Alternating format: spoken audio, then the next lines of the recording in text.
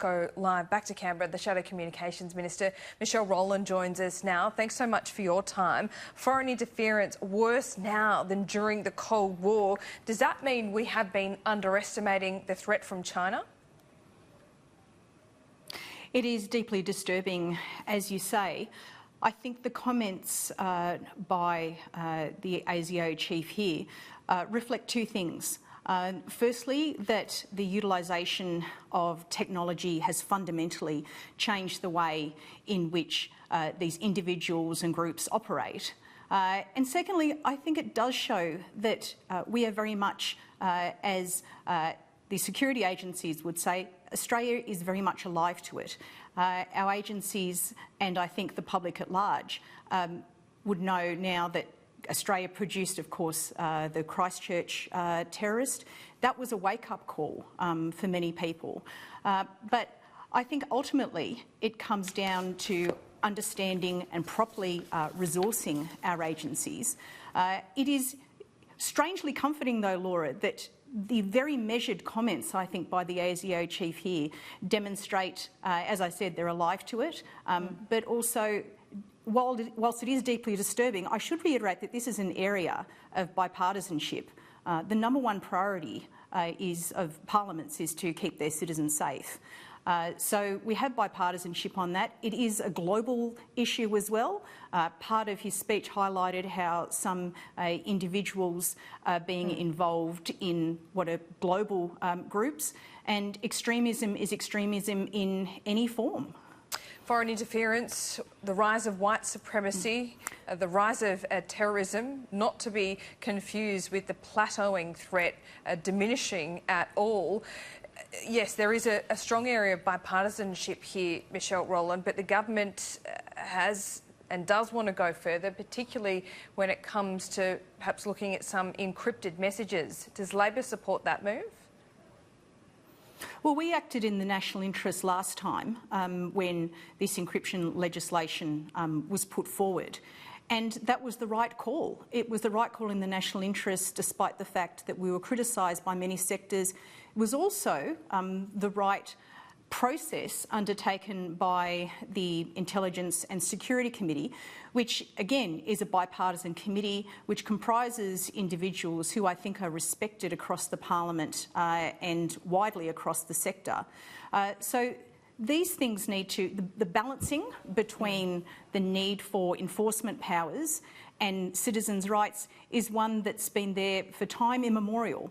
But I do think that this is a wake-up call. You also talked about the issue of political interference. Some of the examples that were given in that speech, deeply disturbing. And I mean, as a local member of parliament, what was described there, a case in which there was an individual who had ingratiated himself with the community, had become in effect a community leader, it does bring home that these are people who are very sophisticated. These are people who are very smart.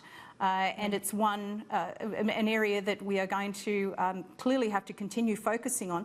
But we live in a democracy, and it's pleasing to see that the head of our spy agency has responded and has delivered this address with such candour, but also clearly with a mind to understanding this threat isn't going away and not downplaying the risk. I just want to move on to another policy area, 2050 emissions reduction target of net zero emissions, that is in 30 years' time. This was a big problem for you at the last election. What has changed in the messaging? Well, the issue here is that this is the policy that we have had supporting the Paris Agreement. It's the policy that the Liberal Party has had. I don't think it's so much a question of the messaging here, Laura. I think it is a question of the policy being right. I fully appreciate, and it was even there in black and white in our review about the issue of costings and the way in which the government was able to whip up a scare campaign. What did the review say, though? The review talked about costing, didn't it? And Labor unable to answer those questions, really hurting you, particularly in Queensland. It wasn't only, I think, there's that aspect, of course, but it was also the way in which the government acted at the time as well. I think that it is a bold policy, but it's certainly not a radical one. It's one that this government has in fact signed up to through the Paris Agreement. Though, can you? Oh, I fully anticipate the scare campaign, Laura. I've seen this movie. I've been in it for 10 years. So fully expect that will happen. But I'll tell you this, Laura, the organisations in our society who create jobs, the business community, those peak bodies who represent those communities, some of Australia's largest companies, they all support this target. They are all looking for investor certainty. Gladys Berejiklian is no radical. She's the Premier of New South Wales, but at heart she's also a businesswoman. She understands. You've got problems though when you've got people like Tony Marr from the Farmers Federation who, in their own stated policy in 2018, have trending. They want to trend towards carbon neutral in 2030, and they're still not backing in your policy. I mean, you're copying it from all fronts here. What's your plan? Well, Laura, we understand that Australians want action on climate change, and we understand that there is uncertainty about how we go about that. What we need right now is some leadership. We need some consensus to bring together those various parties. And as I said, the business community are calling for it. Members of Scott Morrison's own government are calling for it. Conservative leaders are calling for it, not only in Australia but in the UK, for example. So Scott Morrison is out on a limb here, and his hysterical performance yesterday, that is a sign of what is to come. But I take the view, and this is one of the lessons I learnt from Bob Hawke, it's arm yourself with the facts, arm yourselves with the science. What is the cost of inaction here?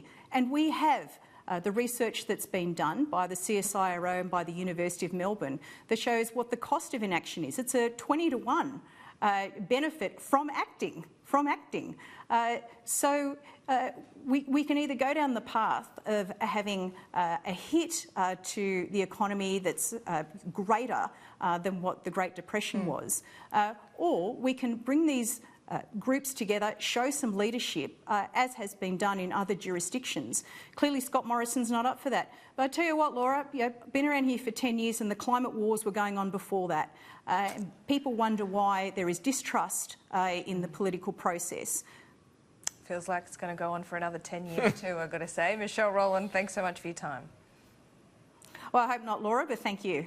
So do we.